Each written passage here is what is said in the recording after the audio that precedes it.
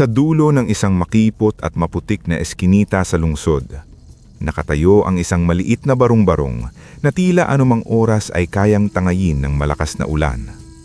Yero ang bubong na maraming butas, tabingi ang isang dingding at ang sahig ay pinagtagpi-tagping kahoy na matagal nang inaanay. Doon lumaki si Crisanto Chris Ramirez, isang binatang sanay sa gutom, pagod at pangmamaliit ng mundo.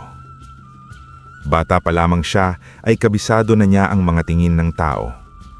May mga matang may halong awa, may mga matang may halong pang-uuyam, at may mga salitang sinasabi ng mga matatanda kapag dumaraan siya. Yan yung anak sa labas. Hindi raw kinilala ng ama. Kawawa naman, mukhang habang buhay na lang nasa hirap. Noong bata pa siya, hindi niya lubos na nauunawaan kung bakit tila may kasalanan siya sa isang bagay na hindi naman niya pinili. Mulit habang tumatanda siya, natutuhan niyang ang sakit ng panghuhusga ay hindi laging sumisigaw. Minsan, sapat na ang paraan ng paglingon ng tao para maramdaman mong mababa ang tingin nila sa'yo. Ang taning taong hindi tumingin sa kanya ng kulang ay ang kanyang inang si Aling Celia. Payot ito, maitim ang balat sa tagal ng paglalaba at pagbibilad sa araw, at laging may pagod sa mga mata. Ngulit kapag si Chris ang kaharap, parang may natitirang liwanag ang buong mundo. Kahit salat na salat sila sa pera, pinilit ni Aling Celia na palakihin ang anak na may bait, hiya at malasakit. Anak, madalas nitong sabihin habang nagsasampay ng damit na bagong kusot. Hindi apelyido ang sukatan ng dangal. Ano po ang sukatan, Nay?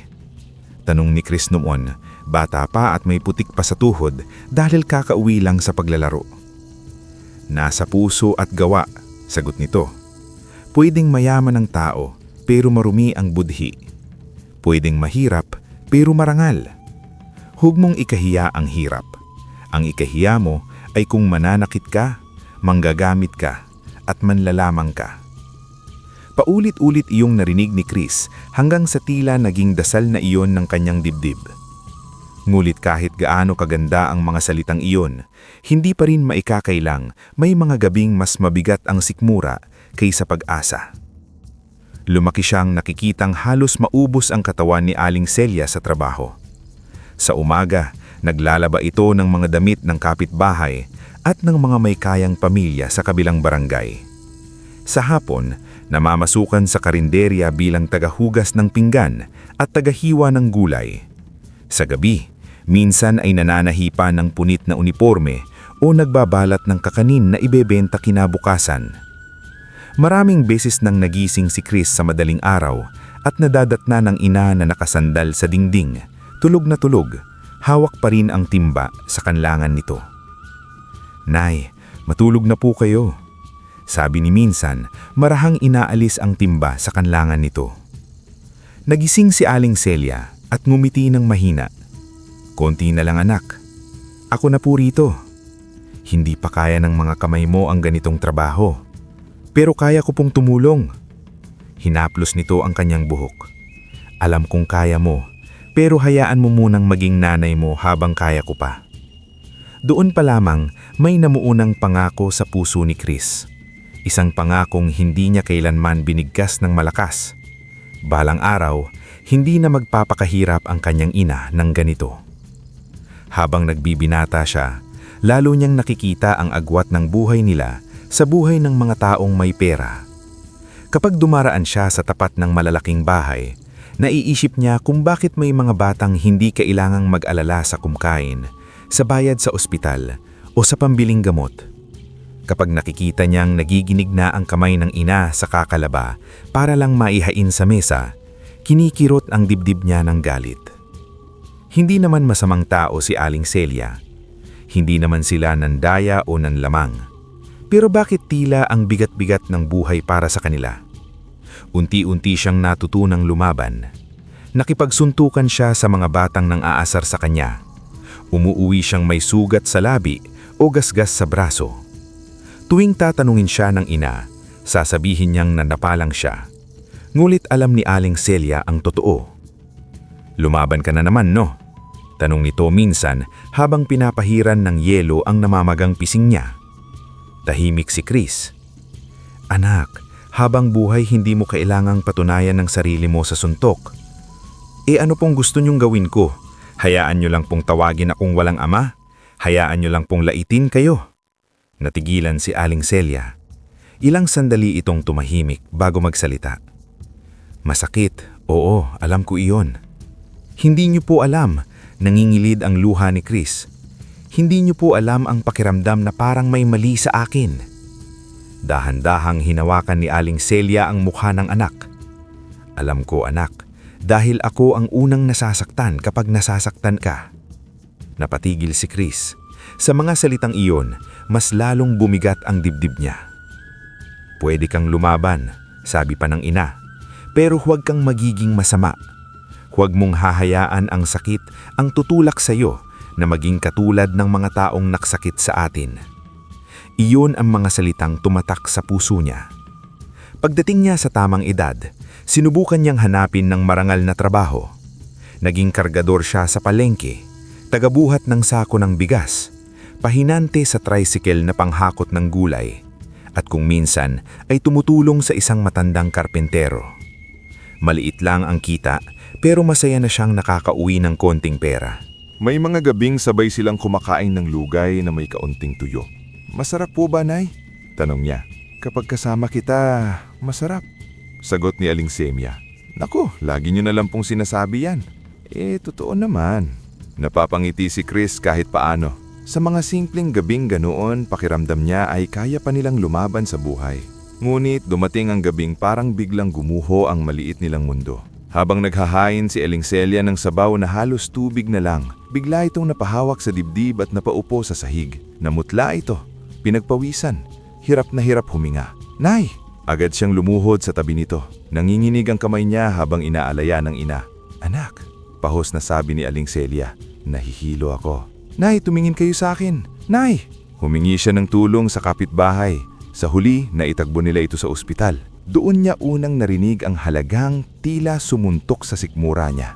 Mga laboratorio, pagsusuri, gamot at tuloy-tuloy na gamutan na hindi niya kayang bayaran kahit ubusin pa niya ang katawan sa marangal na trabaho. Sa mga sumunod na araw, para bang lalo siyang sinakal ng mundo. Nakiusap siya sa mga kakilala, nangutang sa tindahan, lumapit sa mga taong minsang tinulungan ng kanyang ina. Ang ilan ay nangakong tutulong, ngunit biglang nawala. Ang iba naman ay tinignan lang siya ng may malamig na awa. "Pasensya na iho, hirap din kami. Subukan mo sa iba. Wala kaming mapapahiram." Isang hapon, tahimik siyang umiiyak sa pasilyo ng ospital. Hindi siya humahagulhol, hindi siya sanay magpakita ng kahinaan. Ngulit tuloy-tuloy ang luha niya habang hawak ang papel ng bill na parang pabigat ng pabigat sa kanyang palad. Doon may lumapit na lalaking maayos ang barong at sapatos. "Ikaw ba si Crisanto Ramirez?" tanong nito. Pinahid niya ang luha at tumanggo. "Opo, may gustong makipagkita sa'yo." "Sino po?" Saglit na tahimik ang lalaki bago sumagot. "Si Don Emilio Vergara." Parang lumamig ang buong pasilyo. Ang pangalang iyon ay matagal nang parang multong lumulutang sa buhay nila. Minsan lamang iyong nabanggit ni Aling Celia at lagi pang may kasamang sakit sa mukha nito. Bago umalis ang lalaki, iniabot nito ang calling card at address ng isang gusling sa lungsod. "Kung gusto mong mabuhay ang nanay mo, pumunta ka bukas." Naiwan si Chris sa pasilyo, hawak ang calling card na parang mabigat na bato. Sa harap niya ay tila bumukas na pinto. Isang pintong hindi niya alam kung papunta sa pag-asa o sa kapahamakan. Ngunit habang naiisip niya ang inang nakahiga sa ospital, alam niyang kahit anong nasa likod ng pintong iyon, kailangan niya iyong pasukin. Kinabukasan, dala ang puyat, kaba at pag-aalinlangan, nagtungo si Chris sa address na ibinigay sa kanya. Sa harap niya ay isang mataas na gusling salamin ng dingding at bantay sarado ang entrada. Hindi niya mawari kung paanong ang maruming eskinitang kinalakan niya ay konektado sa ganitong klaseng lugar. Nang ipakita niya ang calling card, agad siyang pinapasok. Inakyat siya sa pinakamataas na palapag. Sa bawat tunog ng elevator, pakiramdam niya ay may mas malalim siyang nilulusong. Pagbukas ng pinto, tumambad sa kanya ang isang maluwang at malamig na silid. Nakatalikod ang lalaking matagal niyang gustong makita at sabay ding kinakatakutan. Nang humarap ito, Nakita niya ang mukhang ilang ulit na niyang iniisip sa kanyang isip. Matalimang mata, kontrolado ang kilos at may anyong sanay na nasusunod. Si Don Emilio Vergara ay hindi mukhang anak. Mukha itong lalaking kayang sirain ang buhay mo kahit hindi man lang tumataas ang boses. "Lumaki ka," sabi nitong payak. Yun lang. Walang lambing, walang yakap, walang pagsisisi. Gusto sanang sumigaw si Chris. Gusto niyang ibuhos ang lahat ng galit na kinimkim niya mula pagkabata. Gusto niyang itanong kung bakit silang iniwan, kung bakit pinabayaan si Aling Celia, kung bakit kailangan nilang maghirap habang ito ay nakaupo sa gitna ng malamig at marangyang opisina. Ngunit nanaig ang mukha ng ina niyang nasa ospital, kaya nalunok niya ang pait. "Bakit niyo po ako pinatawag?" Diretsong tanong niya. "Kasi kailangan kita. Hindi anak, hindi Chris, kundi kailangan kita." Kung tungkol po ito sa nanay ko, tungkol sa kaligtasan niya ang lahat ng ito, putol ng lalaki. At alam mong wala kang ibang kayang lapitan. Nanikip ang panga ni Chris. Sa mahabang pag-uusap, malinaw na pinadama ni Don Emilio na hindi siya nito tinawag para kilalanin bilang anak. Tinawag siya nito dahil may silbi siya. Ipinakita nito ang kakayahang maglabas ng perang hindi kayang maipon ng ordinaryong tao sa mahabang panahon. "Mapapagaling natin ang nanay mo," sabi nito, "pero walang libre sa mundo." Sa simpleng linyang iyon, agad na intindihan ni Chris na ang tulong mula sa lalaking ito ay hindi kailanman magiging malinis. Unti-unti ring inilantad ni Don Emilio ang totoo nitong mundo. Sa mata ng publiko, isa itong respetadong negosyante na may trucking business, restaurant, lending firms at kung ano-anong ligay na negosyo. Kilala ito sa charity events, handaan ng mga politiko at malalaking proyekto. Ngunit sa likod ng lahat ng yun ay nakatago ang maruming imperyo nito. Hawak nito ang droga sa ilang lungsod. May linya ito ng smuggling na mamahaling sasakyan. May mga koleksyon ito sa smuggled na gasolina at diesel. May pasugalan itong naglilinis ng pera. May money laundering, illegal warehousing at mga armadong tauhan na handang manakot at pumatay. Habang nagsasalita ang ama niya, tila ipinagmamalaki pa nito ang sariling kasamaan. "Ang mundo," sabi ni Don Emilio habang humihigop ng kape, "ay hindi para sa mahihina, hindi para sa mga malilinis ang kamay. Ang mundo ay para sa mga marunong dumihan ang kamay ng hindi nagpapahuli." "Hindi ko po gustong maging parte niyan," marining sabi ni Chris. Umangat ang isang kilay ni Don Emilio. "May gusto ka bang marinig? Anak, patawarin mo ako? Anak, mahal kita? Wala akong oras sa drama. Hindi ko kailangan ng awa ninyo. Hindi awa ang dala ko, solusyon." Ibinaba ni Don Emilio ang isang sobre sa mesa. "Para sa ospital." Napatingin si Chris sa kapal ng sobre. Alam niyang kahit ilang buwan niyang paghihirap, hindi niya kayang punan ang halagang naroon. "Kapag tinanggap ko yan, ano ang kapalit?" Ngumiti ng bahagya si Don Emilio, ngunit malamig ang ngiting iyon. "Simple lang. May mga trabahong gagawin. Magbabantay ka, maghahatid, minsan maniningil. Huwag kang magtanong, huwag kang magdadalawang isip. Kapag sumunod ka, mabubuhay ang nanay mo." Parang hindi alok ang narinig ni Chris, kundi isang tali na dahan-dahang ipinulupot sa leeg niya. Matagal siyang natahimik.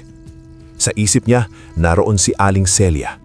Payat, nakahiga sa kama ng ospital, hinihingal at pilit pa ring humingiti tuwing pumapasok siya sa silid. "Anak, huwag kang mag-alala, kaya ko pa," sabi ng ina gabi-gabi kahit halatang hirap na. Alam ni Chris na hindi na kaya ng ina at alam niyang wala na siyang ibang maaasahan. Dahan-dahan niyang hinila ang sobre. Nang araw ding iyon, isinama siya sa isa sa mga bodega sa gilid ng lungsod. Malalaki ang kahon, maraming armadong bantay. Tahimik ang kilos ng mga tao na parang sanay sa lihim. Walang nagsasalita ng malakas, walang nangingiti ng totoo. Lahat parang may itinatago. May lumapit sa kanyang 4 na lalaki. Bagong paborito ni boss, biro ng isa. Si Jojo, madaldal, ngunit may lungkot sa mata. "Hayaan mo muna, mukhang hindi pa sanay sa amoy ng bodega," Sabi ng isang tahimik, "Si Mando. Kapag tumagal ka rito, mamamanhid ka rin." Dagdag ni Pilo na may grasa pa sa mga daliri. Ang huli ay si Rex na walang imik, ngunit ang tingin ay sapat ng manakot. Habang nakatayo si Chris sa gitna ng bodega at pinagmamasdan ng paligid, malinaw na sa kanya na hindi ito pansamantalang trabaho lamang. Nakapasok siya sa isang lugar na may sariling batas, sariling hustisya, sariling impyerno. Mabilis natuto si Chris sa takbo ng mundo ni Don Emilio.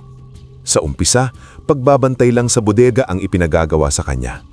Wala raw dapat alamin, wala raw dapat tanungin. Ang trabaho niya ay maging tahimik, matalas ang mata at handang sumunod anumang oras. Kapag may kargamentong ilalabas, sasama siya. Kapag may taong kailangang singilin, pupunta siya. Kapag may dapat bantayan sa pasugalan, magdamhang gigising. Sa labas, mukhang itong simpleng maruming hanap buhay. Sa loob, malinaw na paunti-unti na siyang linulunod ng dilim. Doon niya nakilala ng mas malapit sina Jojo, Mando, Pilo at Rex. Hindi sila mahilig magkwento tungkol sa sarili nila. Pero sa maliliit na usapan habang nagyuyosi sa likod ng bodega o naghihintay ng truck, may mga piraso ng pagkatao nilang kusang lumilitaw. Si Jojo, sa kabila ng pagiging madaldal, ay may anak palang 7 taon nang hindi niya nadadalaw. Minsan, sagi nito habang nakatitig sa malayo, "Gusto kong puntahan. Kaso ano sasabihin ko? Anak, pasensya ka na. Mas pinili kong maging tauhan ng sindikato kaysa maging tatay mo." Tahimik si Chris. Si Mando naman, bagamat bihirang mumiti, minsang nagsalita habang nagkakapi sila. "May nanay ako sa probinsya. Hindi na ako kinakausap. Sabi niya, mas mabuti pang sabihing patay na ako kaysa malaman ng mga tao ang trabaho ko." Si Pilo ay may likas lagaling sa pagkukumpuni. "Dati akong helper sa talyer," sabi nito. "Kaya ko sanang mabuhay ng malinis, kaso may sakit ang kapatid ko noon. Mas mabilis ang pera rito." Si Rex ang pinakamatigas sa kanilang lahat. Laging parang handang manakit kahit wala pang dahilan. Ngunit minsang nadadnan siya ni Chris na tahimik na nakatingin sa lumang larawan. "Kapatid ko," maikling sabi nito. "Nasaan na?" "Patay na." Hindi na nagtanong pa si Chris. Sa paglipas lang mga linggo, unti-unti niyang nakita ang totoong laman ng mga bodega. Hindi ordinaryong gamit ang mga kahon kundi droga. Ang mga mamahaling sasakyang inilalabas tuwing alanganing oras ay mga smuggled na kotse. Ang mga tangker ng diesel at gasolina ay iligal na produkto. Ang perang hawak niya ay perang dumaan sa takot, panlalamang at pagkawasak ng buhay ng iba. Sa kabila nito, hindi niya maitangging may naidudulot ang maruming pera. Nakakabili siya ng gamot ni Aling Celia. Nakakabayad sa ospital. Nakakapag-uwi ng desenteng pagkain. Minsan, dinalhan pa niya ng prutas ang ina. "Ang dami nito, anak. Saan ka kumuha ng pambili?" "May dagdag trabaho po." Tinignan siya ng matagal ng ina. "Anong klaseng trabaho?" "Sa bodega po." "Anong klaseng bodega?" Napayuko si Chris. Hindi siya nakasagot. Dahan-dahang hinawakan ni Aling Celia ang kamay niya. "Anak," mahinang nitong sabi, "hindi ko alam saan galing ang perang pinambabayad mo. Pero sana hindi ka nawawala sa sarili mo." Tamaan si Chris na parang sinampal. Ngumiti lang siya ng pilit. "Huwag po kayong mag-alala." Ngulit nang lumabas siya ng silid, doon siya napaupo sa pasilyo at napahawak sa noo. Pakiramdam niya ay unti-unti na siyang nagiging taong ayaw niyang maging. Lalong yumanig ang budhi niya nang bigyan siya ng bagong utos. May isang driver daw na nakakita sa iligal na operasyon ng sindikato at baka magsalita. Hindi man siya mismong hahawak ng baril, kailangan niyang tiyakin na hindi makakatakas ang lalaki. "Paano kung ayoko?" Tanong niya kay Don Emilio nang himarap niya ang ama. Malamig ang tingin ng ama. "Hindi ito palengke, Chris. Hindi ka namimili. Inosenteng tao yun. Walang inosente sa mundong ito. May tanga lang at may matalino." May pamilya yun. At doon ngumiti si Don Emilio ng malamig. Lahat naman may pamilya. Kaya nga madaling kontrolin. Parang may kung anong nadurog sa loob ni Chris. Buong gabi, hindi siya nakatulog. Naalala niya ang mga salita ng kanyang ina. Ang pagod nitong mga kamay.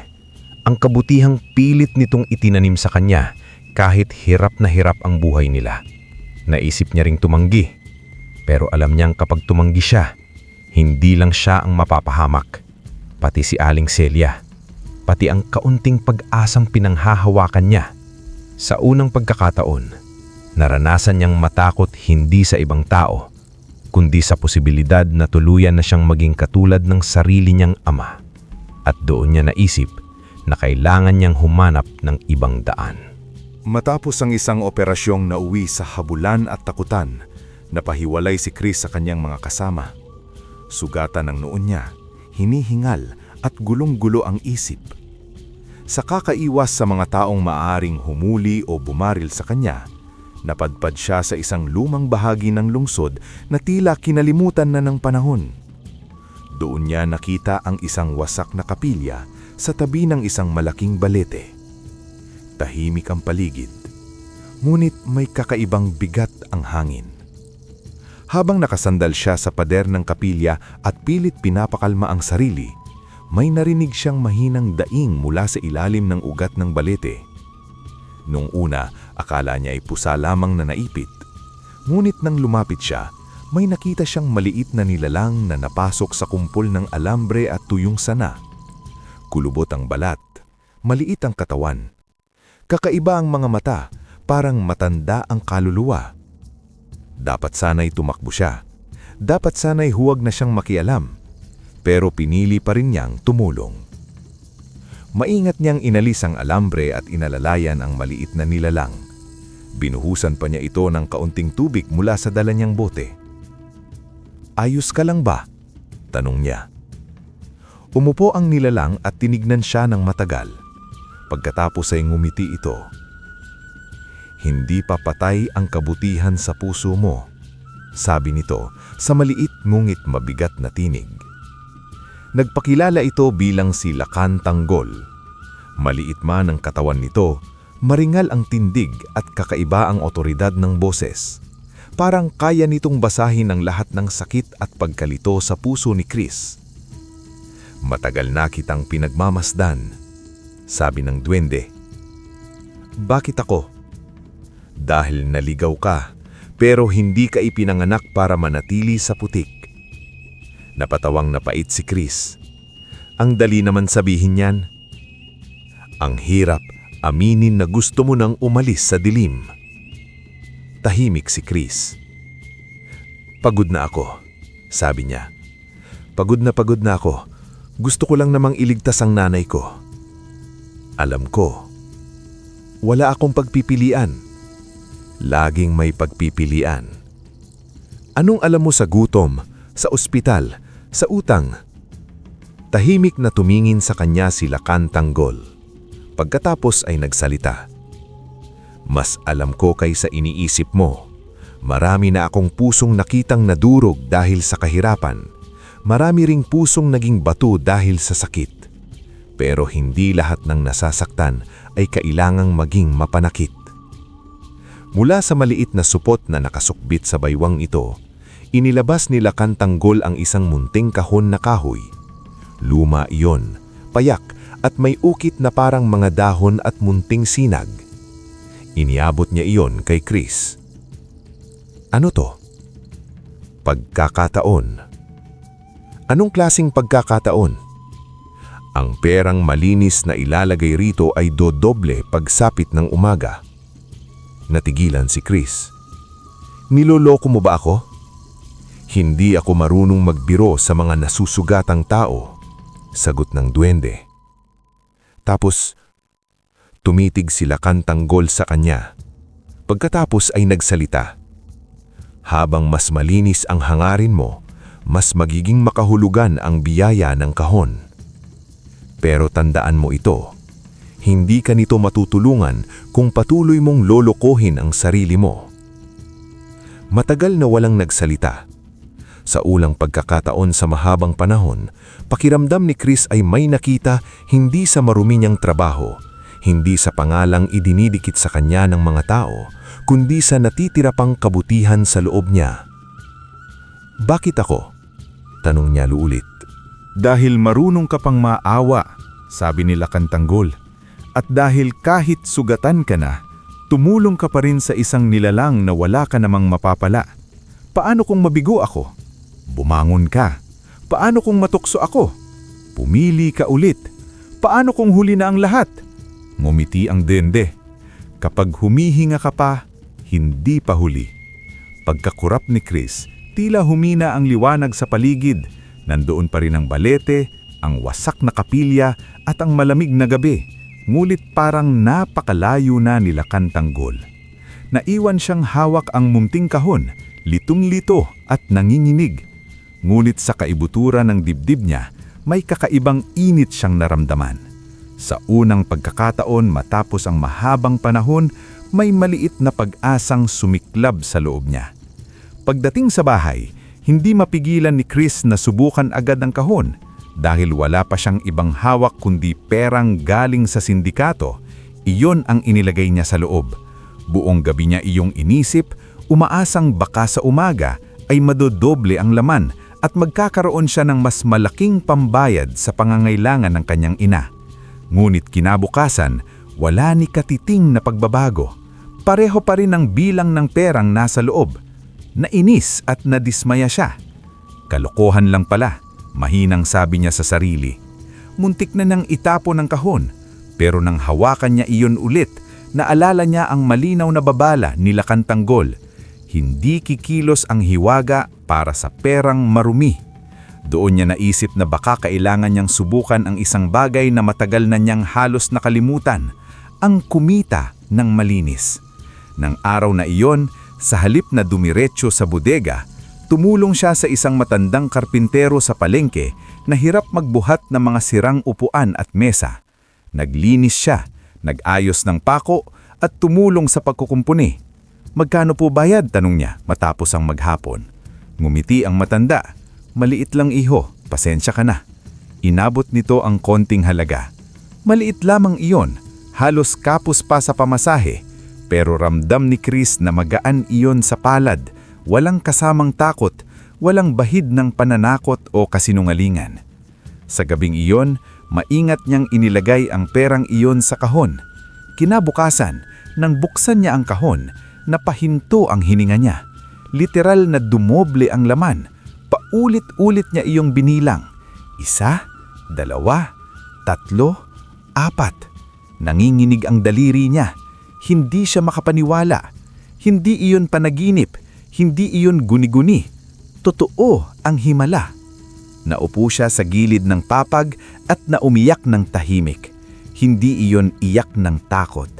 Iyon ang iyak ng taong matagal nang hindi nakakakita ng pag-asa at biglang may liwanag na sumilip sa harap niya. Naalala niya ang inang nasa ospital, ang pangako niyang iaahon ito, ang galit na matagal niyang pasan. Sa unang pagkakataon, may ibang daan na lumitaw sa isip niya, isang daang hindi kailangang dumaan sa dumi para marating ang ginhawa. Pero alam din niyang delikado ang lahat. Hindi siya maaaring basta umalis agad sa sindikato. Marami na siyang alam, marami ng matang nakatingin sa kanya. Kaya sa isip niya, kailangan niyang maging maingat, kailangan niyang kumilos ng tahimik. Mula noon, inulit-ulit niya ang pagsubok, maliit na marangal na kita, tapos ilalagay sa kahon, at sa tuwing umaga, totoo pa rin ang himala. Dahan-dahang lumalaki ang ipon niya.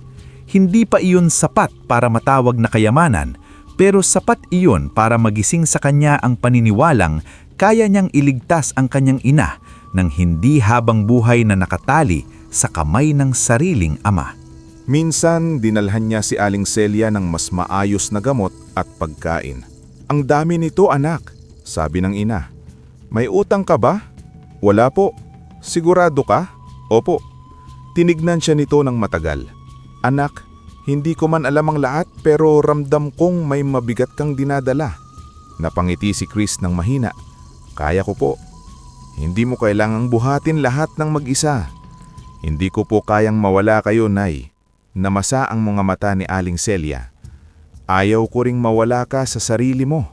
Mas masakit pa iyon kaysa anumang suntok. Nang gabing iyon, habang nakatitig siya sa kahon, doon nagsimulang mabuo ang pinakamapanganib ngunit pinakamahalagang plano sa buhay niya.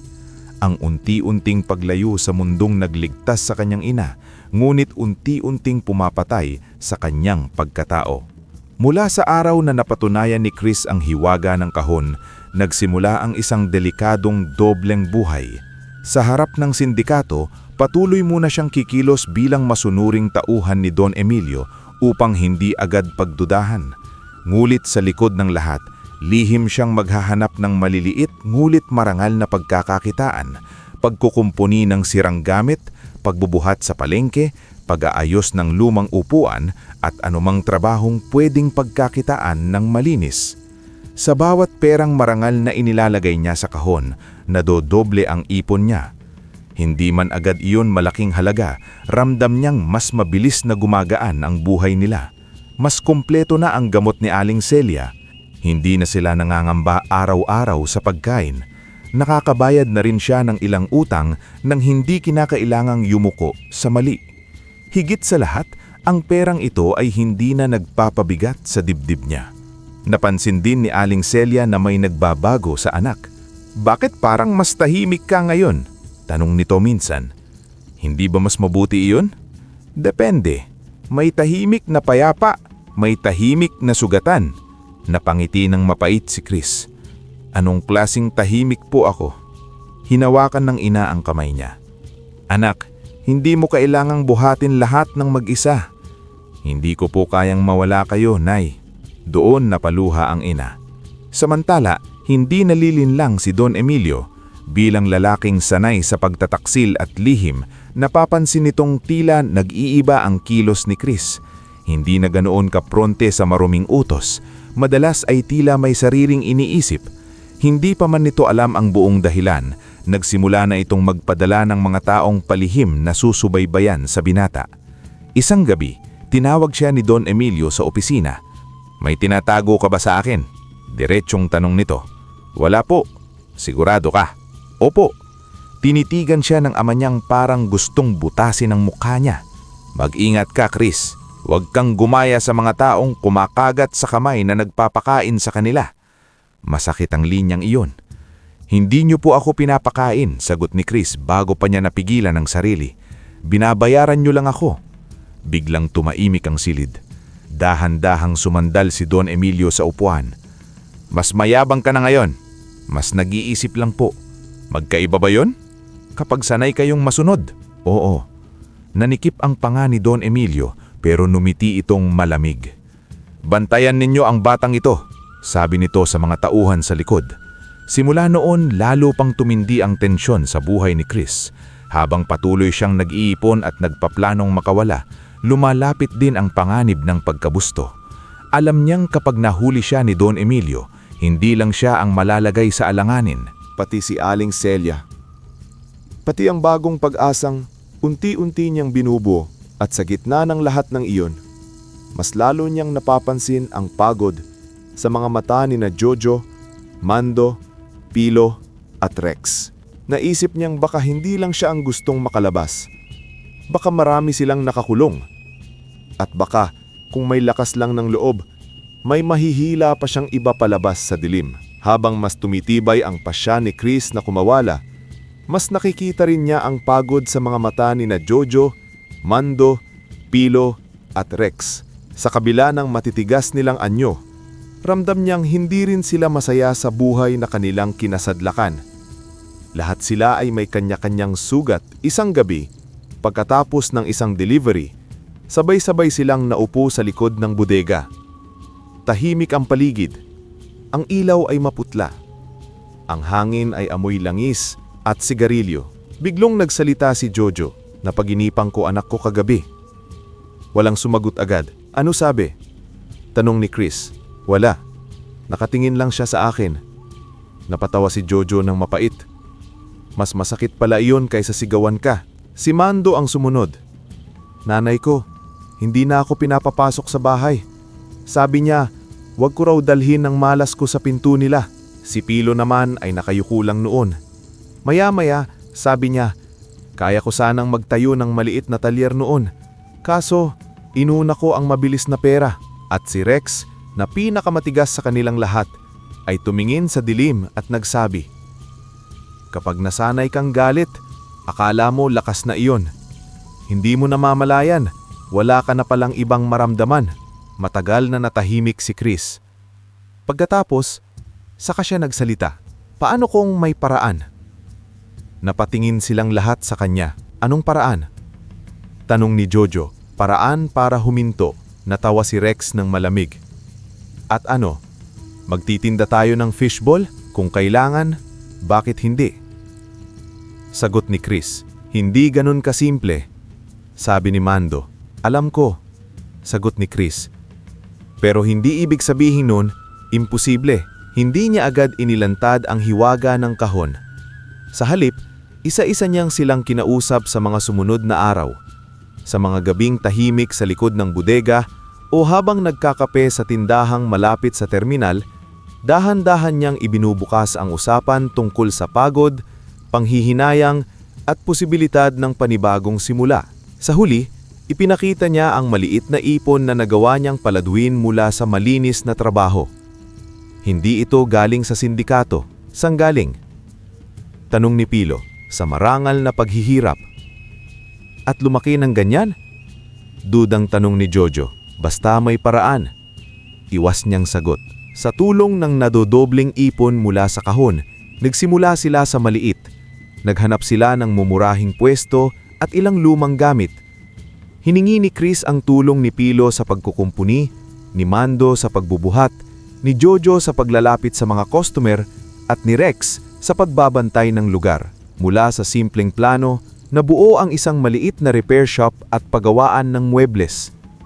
Hindi iyon maganda. Hindi iyon enggrande. Pero iyon ang unang bagay na binuo nilang hindi galing sa takot. Unti-unti, lumawak ang pinaghirapan nila.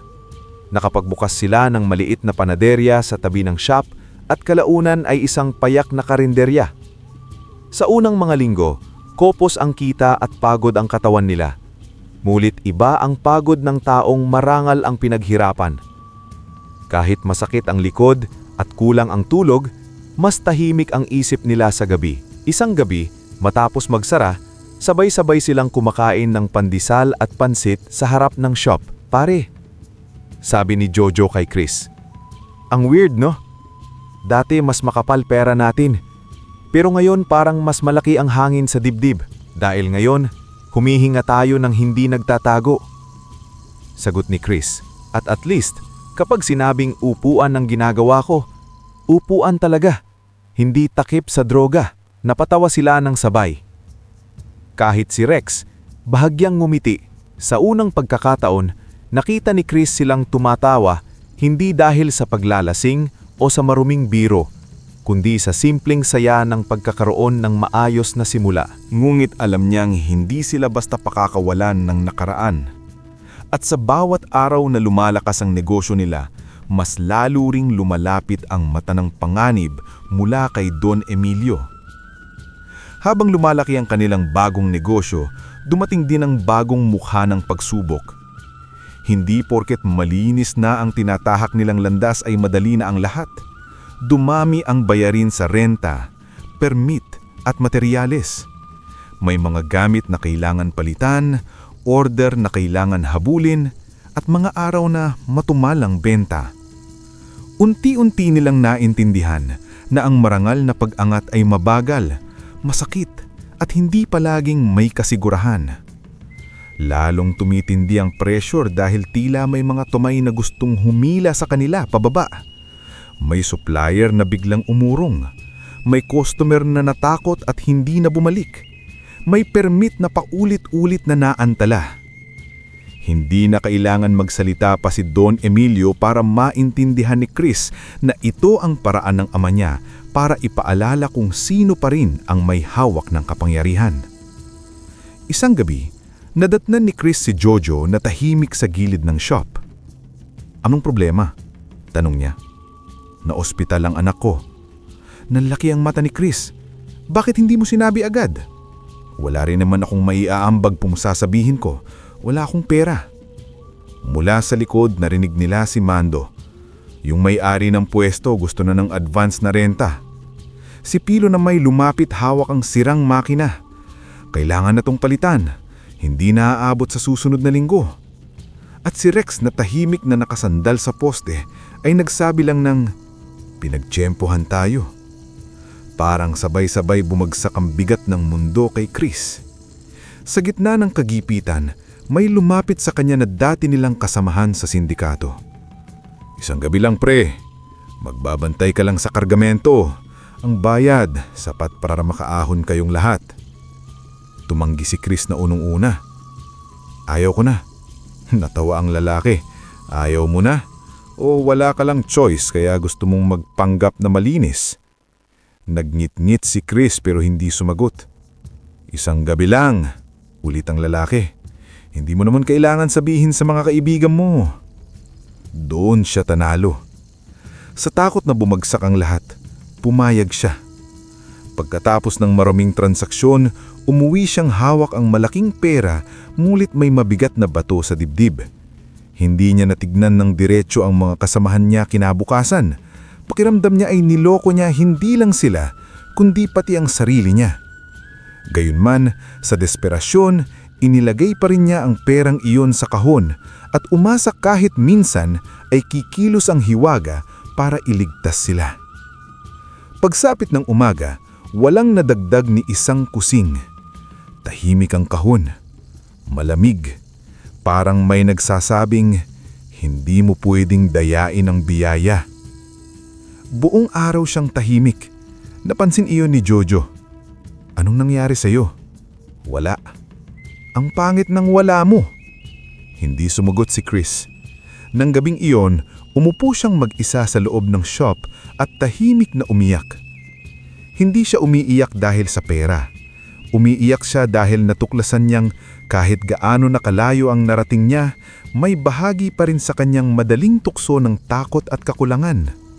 At doon niya naunawaan na ang pinakamapanganib na kaaway ay hindi palaging si Don Emilio o ang sindikato. Minsan, ito ay ang sariling takot sa gutom at pagkabigo. Kinaumagahan, tinipon ni Chris sina Jojo, Mando, Pilo at Rex sa loob ng shop bago sila magbukas.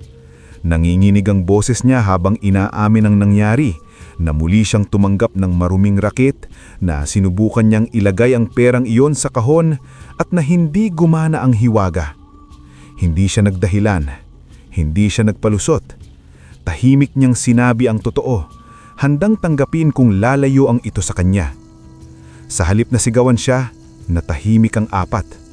Si Jojo ang unang nagsalita. "Akala mo ba ikaw lang ang natutukso?" Napatingin si Chris. "Gabi-gabi kong iniisip anak ko," dugtong ni Jojo. "Kapag nakikita kong hirap pa rin ako, naiisip kong sana bumalik na lang ako sa dati." Si Mando naman ay dahan-dahang tumanggo. "Minsan, naisip ko ring tumanggap ng raket noong nagkasakit ulit ang nanay ko." Si Pilo ay napabuntong hininga. "May araw na gusto kong magnakaw ng materyales at ibenta na lang ng palihim." Si Rex ay nakatitig lang sa sahig. "Lahat tayo may bahagi pa ring marumi sa loob," sabi niya. "Ang tanong, doon ba tayo titira?" Parang nabunutan ng tinik si Chris, pero kasabay noon ay lalo siyang nasaktan para sa kanilang lahat. Sa gabing iyon, mas malinaw nilang naunawaan na ang tunay na laban ay hindi lang laban kay Don Emilio. Laban yon sa dating sarili nilang halos nasanay ng maniwalang wala silang ibang kayang maging anyo. Doon sila sabay-sabay nangako. Hindi na sila babalik sa droga, hindi na sila babalik sa smuggling, hindi na sila babalik sa pananakot, pagbabantay sa maruming kargamento o anumang raket na kailangang ikahiya sa gabi. Kahit magutom, kahit gipitin, kahit mabigo, pipiliin pa rin nilang mabuhay ng malinis. Sa unang pagkakataon, hindi na lamang si Chris ang may pangarap na magbago.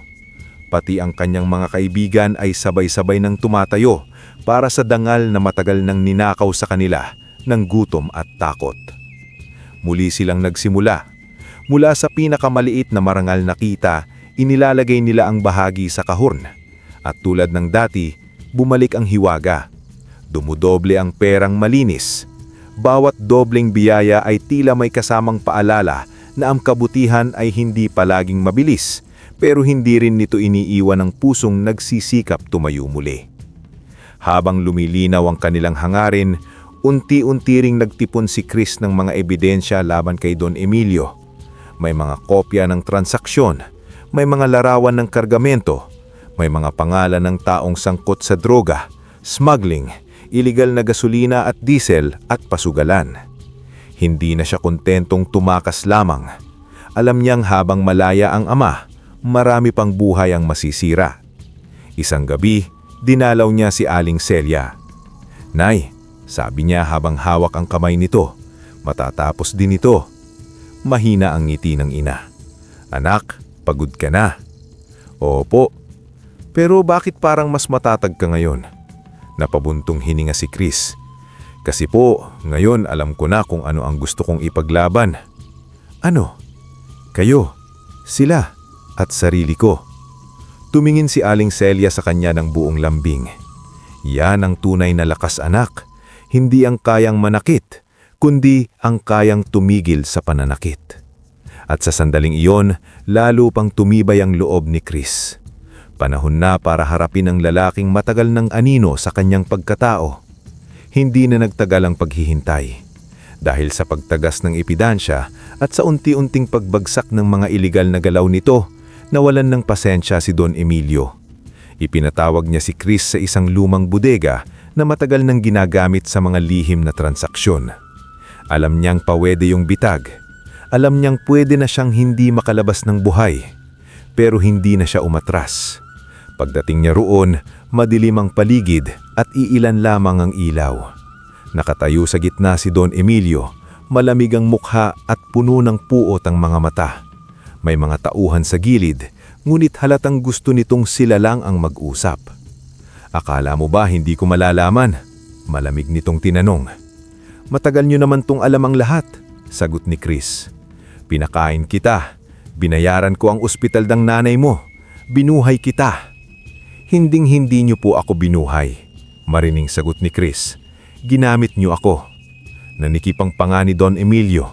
"Kung hindi dahil sa akin, patay ang nanay mo."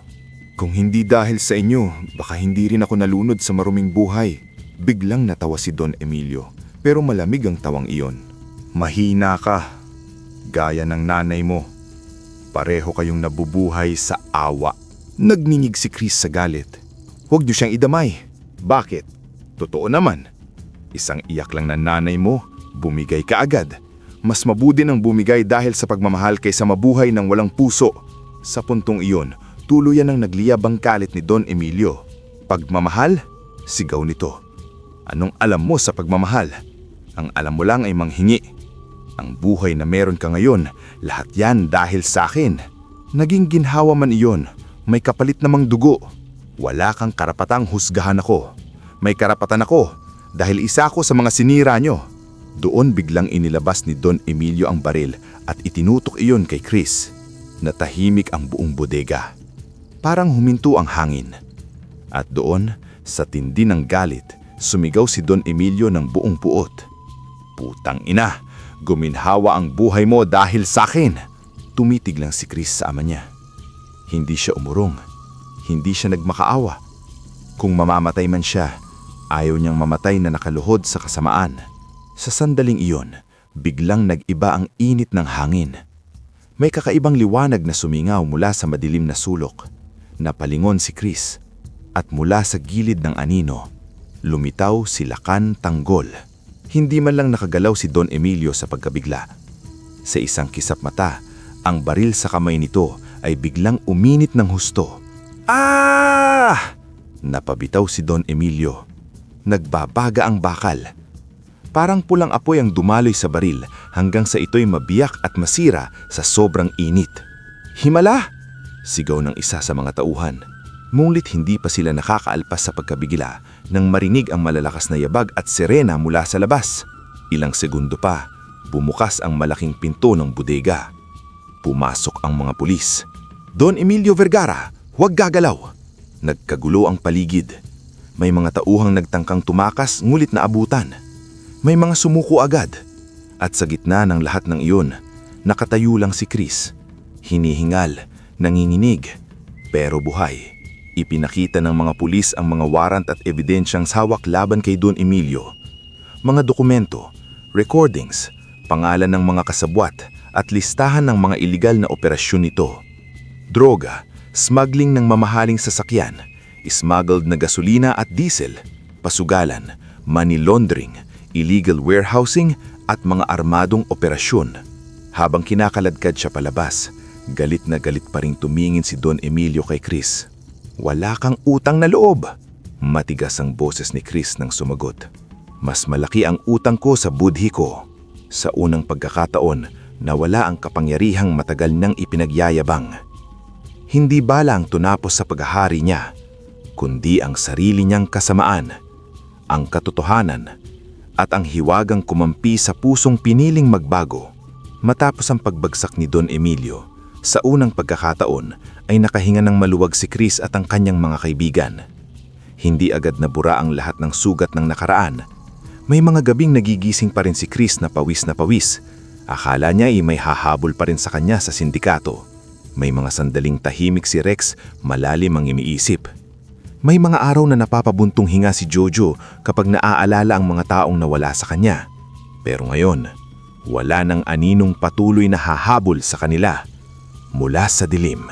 Sa halip na ilaan sa luho ang kanilang pinagpagurang kita at ang biyayang hatid ng kahon, sabay-sabay nilang pinili ang mas mataas na layunin. Nais nilang magtayo ng isang lugar para sa mga batang wala ng ligtas na masilungan. Doon nabuo ang pangarap na tahanang kalinga. Hindi nila gustong maging malamig at formal iyong bahay ampunan na parang pasilidad lamang para sa mga batang iniwan ng mundo. Ang gusto nila ay isang tahanan na may kusinang amoy bagong lutong pagkain, may malilinis na higaan, may silid-aralan, may bakuran para sa laro, at may mga taong handang magmahal ng hindi naniningil ng kapalit. Sa bawat marangal na perang inilalagay ni Chris sa kahon, nadodoble ang pondo nila at unti-unting natutupad ang plano.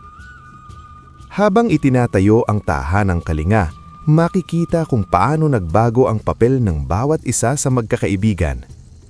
Si Jojo ang naging mahigpit ngulit maaalag ang kuya ng mga bata. Si Mando ang tumutok sa kaayusan at pag-aayos ng paligid. Si Pilo ang gumawa ng mga kama, lamesa at upuang matibay.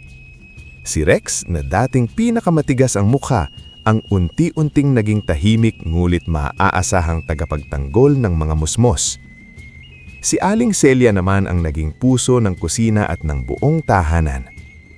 Unti-unti ring dumating ang mga batang ulila, pinabayaan o galing sa malulungkot na tahanan at ibang bahay ampunan. Sa umpisa ay mailap ang ilan sa kanila, sanay sa takot at kakulangan sa lambing.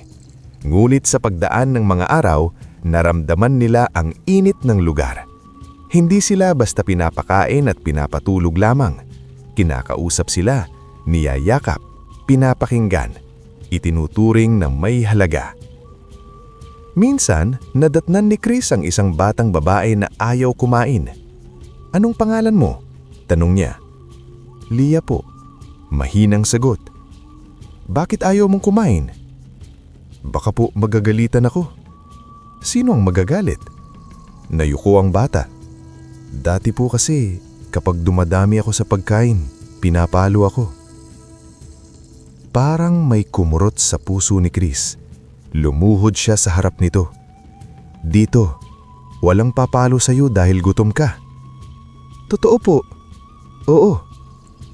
"Pwede pong humingi pa?" Napangiti si Chris kahit namasa ang mata niya. "Dito, pwedeng humingi. Dito, pamilya tayo." Isang araw, maririnig ni Chris ang ilang bata na nag-uusap habang naglalaro sa bakuran. "Dito, parang pamilya kami," sabi ng isang musmos. Sagot naman ng isa pa, "Hindi tulad sa una naming bahay ampunan. Doon, alagain lang ang turing sa amin. Dito, pamilya kami. Sa simpleng linyang iyon, mapapatigil sina Chris at ang kanyang mga kaibigan. Iiyak sila hindi sa lungkot, kundi sa lalim ng katuparan dala ng mga salitang matagal na nilang gustong marinig mula sa mga batang ito. Kinagabihan, may simpleng salo-salo sa tahanang Kalinga. May pansit, may tinapay mula sa sarili nilang panaderya, may lugaw para sa mga bata, may tawanan, may maingay na kwentuhan, may mga batang tumatakbo sa bakuran, may ilaw na hindi man mamahalin pero puno ng init. Habang masaya silang kumakain, biglang nag-iba ang ihip ng hangin. Napatingin si Chris sa pintuan at sa harap ng lahat, muling lumitaw ang lakantanggol. Hindi na siya tulad noong una niyang pagkakita rito sa gitna ng dilim at takot. Ngayon, magaang ang anyo nito, payapa ang mukha at tila masayang-masaya sa bungang ipinanganak mula sa biyayang minsan nitong ipinagkatiwala kay Chris. Nanlaki ang mata ng mga bata. "Ang liit niya," sabi ng isa. "Ang cute," sabi ng isa pa. Napatawa sila Kantanggol. "Cute raw ako." Napaluha si Chris habang nakangiti. "Salamat," wika niya. "Hindi ako ang dapat mong pasalamatan. Ikaw ang pumili.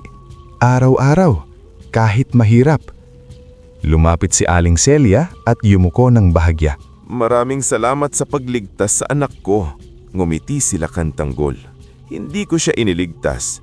Tinulungan ko lang siyang makita ang daan." Agad nila itong pinaupo sa kanilang hapag. "Ano pong gusto niyong kainin?" tanong ng isang bata.